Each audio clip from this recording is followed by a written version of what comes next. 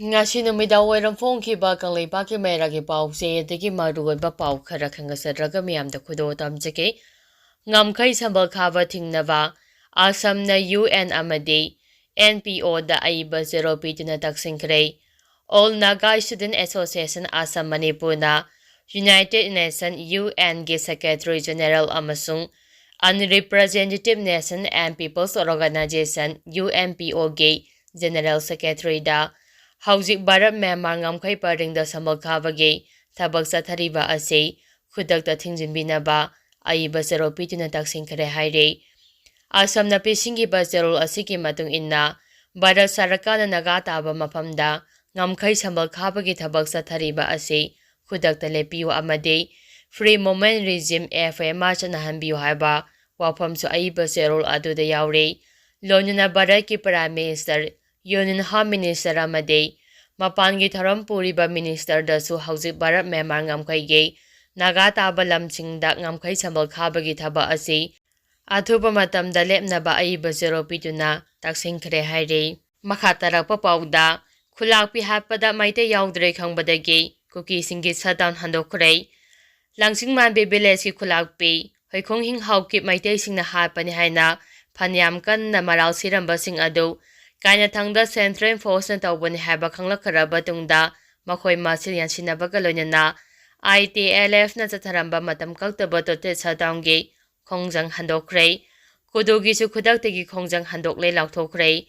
hiramasi matangda ITLF ke Department of Information and Privacy na thadorakpa Seoul amanhai Surochampur District Administration amasung ITLF ki luchingba singa unaduna wari sanabada yasinaba purakpadagi kukisingna namna khundaba maphamda chatharamba matam kaktaba tote sadang ge khongjang handoknaba phirep lawrakpane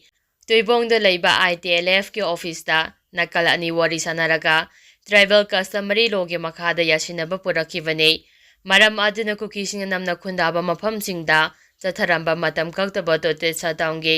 khongjang khudaktagi handoklei leikidrabi hoikhung haukip ki thawayawdraba haksang adu second leiba Matia Cemetery da leiron zambagi thoram pangtholagane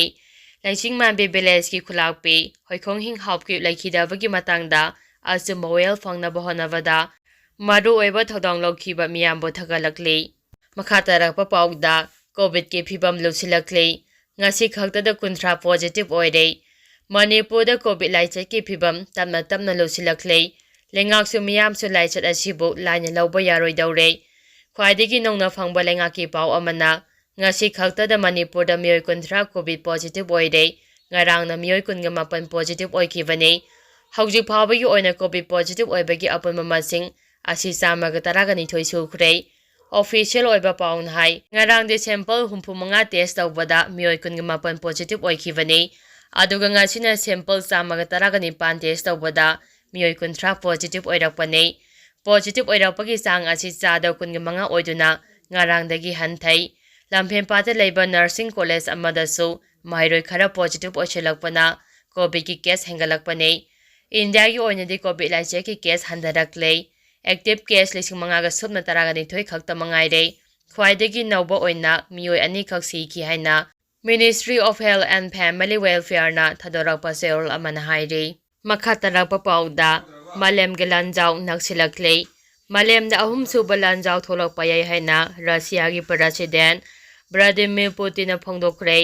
St. Petersburg ta phongthokpa thoram amada wangang bada mahakn hai hauji Russia amasung Ukraine gi marakta lal soknari Israel amadi Iran gi marakta su aphaba makhal gi khulai sijinaduna lal soknari oirakliba phibam asi nungnangba pokningai ni Russia na marup mapang oiba lebak singa khusamnaduna military amadi technical gi lamda mateng pangnaduna aphaba makhal gi khulai kaya photopaga loinana matik saba military personnel sing semgatnaba honari haire Makatarakpa pauda Manipur da hauzik thokliba hana sunabagi thaudo ase terrorism ga mari lenyade Kanglup ki irangni Kanglup ani yasinadrabadi leingak semba wagani Amit shah Kanglup ani yasinaba puraktuna Manipur da ingtapa phibam hanjilaktriba makhaidi leingak semba wana thokani haina Union Home Minister Amit shah na phongdokre Times of India da piba interview amada Union Home Minister Amit Shahna hai Myanmarga lonaba ngamkai paring mapung phana sambal khaba ngamdri maduna maram oiraga Myanmar da charangnaba phibam hek thopaga leba adugi miyoi kaya ngamkai lanchilakpa thengnai madugi sumathakta maitei singda kota pibaga mari lenaba court ki order ama tholokpadagi khanghauduna Kanglup anigi marakta unkhanarakhibani Manipur da Kanglup masel hana sunabagi thodok mamangda su kayarak thopa laikhrei matamdada warasim puraknaba honabada sahi ahum mari hena sangba yaukhi haujikti Manipur da Kanglup ki unkhanaba laire haiba taragasu hana sunabagi thodok thopagi sang hantharakhlei adom oinama maitei amadi kuki phuruki marakta yasinaba purakpa ngamdrei athuba matamda nakal ani yasinaba puraknabagi panamda Kanglup anigi luchingbasing tunga unaduna wari sanadei political ge thakta akhanaba thorang lokhaliba maramna athuba matamda warosin ama sojana puraklagani haibagi thajaba lei hainasu Union Home Minister na phongdokhi kumja lising aniga sumna kunga mapanda pangthokadariba Lok Sabha mikhal mamangda delimitation ge thabak thoramsing mapum phana loisimba ngamgadra haina hangba wahang amagi pakhumda mahaknai nupi singda reserve base pibagi wafam lekhai taraga kumja lising aniga sumna kunga mapalda sungsoi shojana mikhal pangthoknaba thorang lokhatkani asuma mawngda pakhakadaba thorang oibana maikei amatana complaint torokani habagi thajaba leite ngamkhai wangbadagi mitop kaya aramba mawngda changsilapagi matangda hangkhiba wahang amagi pakhumda minister na hai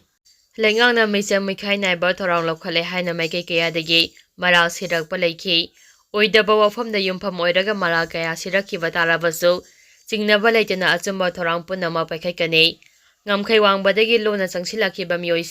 India thadokchuna chakhiba tabane leba asibu dara masara ama oina lauba chumde kanagumbana India da changlaki hairabade MBC gi khuthangda visa lauraga changlakpa yagane leba ki security da chawna akaiba lakadaba maramna aramba mongda mitop changlakpa mapum phana thingnaba honagani hainasu mahangna phongdokhi maya ka badrakna khunaida pirakliba jaitheng laksinnaba kari karamba thorang lokholabagi haina hangkhiba wahang amage pakhumda minister na hai singnaba ama lakpa matamda mayoknaba tarabade matik chaba infrastructure leibada ngaifade national gi thakta state amade center gi marakta amasung district gi thakta akhanaba thorangsing lokhatuna ngamkhai wangbadagi lona pusilakpa mayai ka badraksing mapum phana thingnaba honari West Bengal amade Kerala natana state punnamakta narcotic control wing hangdopaga loinana nomi khudingi drug phabagi thawak paikhalle Lona drug pusilakpa amadi lalon bada chenaba miyoi cherak pinaba leba asigi matik chaba lo kaya marum lei lakadariba tha manga taruki manungda drug pusilakpa amasung lalonba mapum phana laksimba ngamlagani habagi thajaba lei haikhi Supreme Court na waf law gi matangda asuma wayal pirakani habagi thajaba lei brahana hangkhiba wahang amagi pakumda Union Home Minister na hai Constitution gi matungina asuma wayal piba haibase Court ki tangai fadraba thodangni kona pirakpa wayalda kanagoma miyoi natraga miyoi Kanglup amadegi pungning soanba taroi habagi thajaba lei haina Amit Shahna phongdokhi